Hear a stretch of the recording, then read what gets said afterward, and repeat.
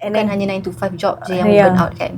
yang ni lagi teruk. Ni 24 hours you guys.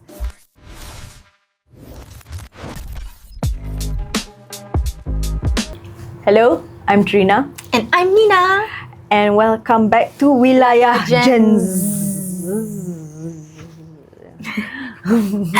So Trina, hari ni kita nak cakap siapa Hari ni our topic is about you tahu tak sekarang ada few kids, students lepas SPM dia orang nak jadi influencer terus. You pernah dengar tak pasal cerita macam tu? Banyak sangat sekarang lah Trina. Oh, Seriously. really? Ya, I dengar banyak. Oh. How do you feel about this? I feel that it's not a bad thing because you can gain an income over doing that. Tapi you kena be smart lah.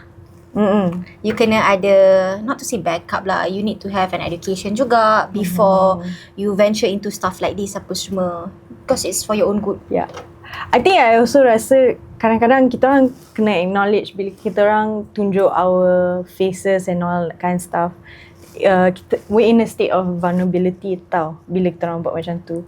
And to handle vulnerability tu kena ada banyak life experience that sometimes education It's very important. helps kan. Play a big part lah. Yeah. I also rasa kadang-kadang bila you buat content ke apa, it's always a lot easier bila you pandai Yalah, how to differentiate which one is a good one. good information, Yeah. what is fake. I think I rasa yang the most important thing kalau choosing to want to become an influencer ke content creator lepas SPM, or sometimes I pernah nampak juga during school time juga. Oh.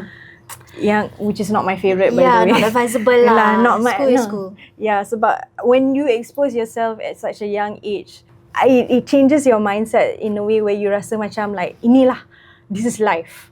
Like you tiba-tiba ada kamera or you are on, you know, like it can take away your childhood kan. Bila it affected their mental health, their thought process juga, and like their upbringing semua. Like dia orang memang betul-betul tak share the same type of like childhood as most people would have. So you are exposed to that since at a very young age now. Kan. And then on top of that, like you're supposed to be a public figure to people tau. Betul. There's a lot of pressure for a young person. Betul. And you would need, again, life experience, but at the same time the space to build your emotional maturity. Tapi Trina, like that time social media tak booming lagi pun. So I think for students like after SPM lah kan, advisable after SPM lah, for them to actually look into gaining an income, side income online. I think that's not a big problem sangat lah, as long as they manage to handle it well, the stress, how to actually do it, deliver it apa semua. Jangan terlalu taksub lah menggunakan social media, orang kata. Kalau you nak handle that stress semua, you kena be guided lah to do that, especially. But the thing that we have to always be aware is whether the guidance yang is a good. So as long as you pandai gunakan benda tu, platform tersebut. Tapi yang pandai tu is all dependent on, again, upbringing kan. Yeah, betul. Like you and we cannot always depend on that only as well. Kita orang kena also like be aware that kerja ni walaupun it has, people can make a lot of money from it, especially now it's very profitable. Tapi it's also not the most sustainable. Betul. In the long run, not just in your like lifestyle juga, tapi growing like your retirement funds ke and all that kind of stuff. Because the number of influencers nowadays sekarang is booming tau. It's growing rapidly. But how do you want to compete kan benda-benda macam ni kan? So macam you cakap lah kan, you need to have like macam retirement funds apa semua. Macam kalau you jadi influencer, mungkin you boleh contribute to KWSP, Aisaraan, and then for Pekiso, sediakan payung sebelum hujan lah. You need to have like coverage for yourself apa semua kan. Sebab ada je coverage for everyone. You need to be able to understand everything lah, be smart. And usually this kind of conversation is more common kalau you go to college ke, or like you or that's you one thing. Pergi kerja at a normal 9 to 5 highlight juga kan.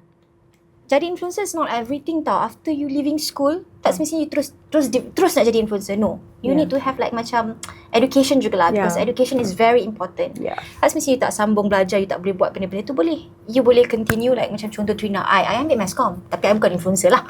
But I take masscom. But you can also take. Influenced by you. Okay. But ada juga kalau you tak nak masscom, you boleh ambil graphic design ke multimedia, whatever. And then from there you leverage all the skills, knowledge yang you dah belajar. Put it in your macam your work, like online working lah, apa semua tu. Buat benefit yourself lah, to I mean like to enhance your knowledge on what you already understand on your social media. Sebab you tengok influencers nowadays pun, diorang tak ada terus jadi influencers 100%. They have side business juga, apa ada semua juga, kan. Betul. So at least you if you tahu you kena ada macam backup lah, orang kata. Betul. Because it's for your own good juga.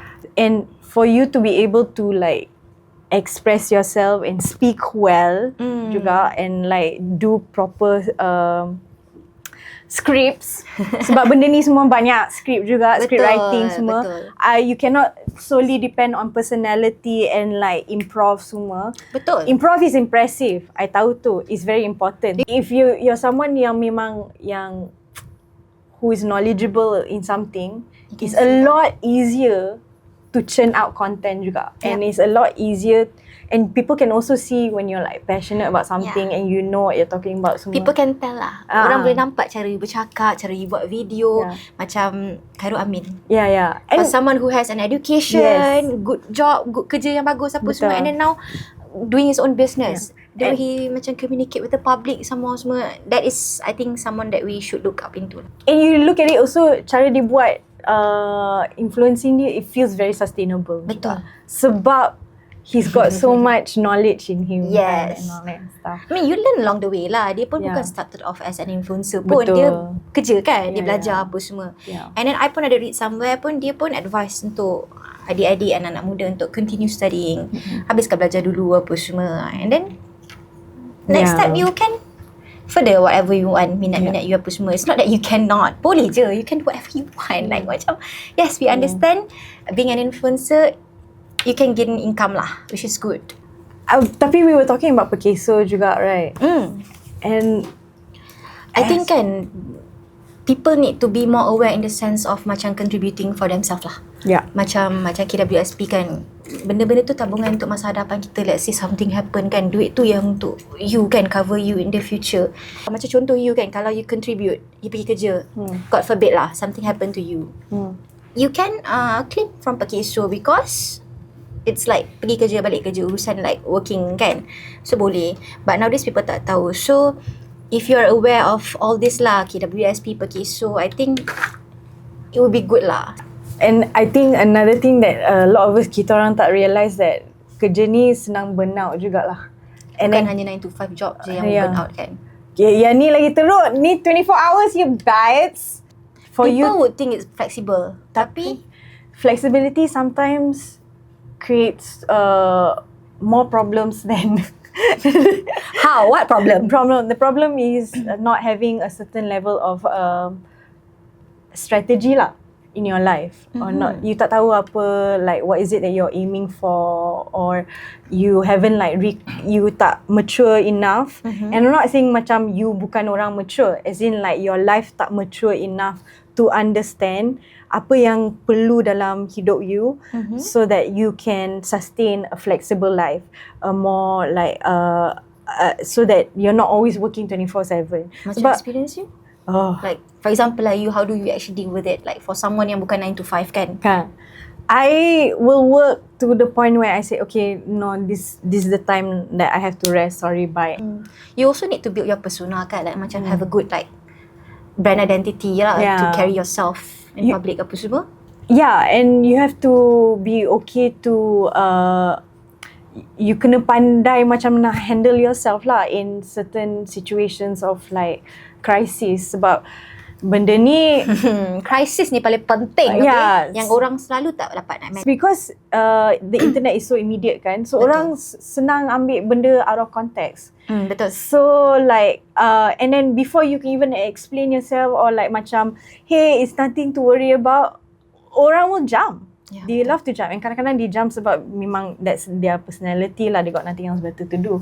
But kadang-kadang they have a point. Ya, betul. And to know the difference, you kena pandai baca yang mana comment tu is actually a valid comment and something to consider, or like criticism. Is it constructive criticism, or dia memang macam benda Yalah, how you so actually unnecessary lah. How you actually macam take it lah kan, Handle macam cara yourself. you handle yourself kan. Macam kita tahulah Khairul Amin contoh kan, macam dia banyak kena bash juga lepas dia buka kedai rembayung kan, but I really like how he Carry actually himself, kan? kan? Carry himself, dia reply the comments apa semua, dia tak marah, dia tak actually balas balik terus negatively lah, dia reply macam baik-baik je. And because of that, even though I had no desire to go and line up to makan. You dah pergi ke? Tak. Tapi my thought was like, maybe someday. Yeah, me too. So I rasa macam lagi buat you rasa nak support dia kan. Macam not just his brands lah, macam dia niat staff apa semua tu kan. But his business also tahu, because the way he actually portray himself in public. Cara dia bercakap dengan public via online apa semua kan. So I rasa that is something yang people should emulate lah. Tapi tu semua take practice and it takes awareness. Betul. Cara you practice this awareness juga, you kena lead your life. And you kena, and ironically enough, education, pergi college ke semua ni, is a part of like macam rite of passage lah to a certain level. Betul. Okay, so I guess what's your take? I feel that you need to have knowledge lah. I mean, yes, you can venture into this, being an influencer apa semua. It's good because you have side income. Tapi then again, macam you cakap lah, with knowledge kita boleh carry ourselves better. You boleh macam your content can be more better, apa semua, the way you deliver itself, your content can be more better lah. So I rasa it's not wrong. Yes, you can do it. Tapi you kena pandai lah. How to manage the pros and cons. How to process the work lah in the long run, so it's sustainable. And also at some point, kalau you rasa macam benda ni memang something you tak nak, even though you're like macam at a very young age, you macam like so determined, sebab life changes tau. Kadang-kadang pada awal je you nampak benda ni macam menarik, sebab you zaman sekolah you tak ada exposure from outside world lagi tau. You rasa okay, yang ni best. You benda ni macam gula-gula tau. I nak buat best. Tapi bila once you venture it, sometimes it can be draining. Macam you pun cakap, benda ni boleh jadi draining sampai tak rasa you nak quit apa semua, tapi you tak ada backup. Sebab that's the only income that you have. So how?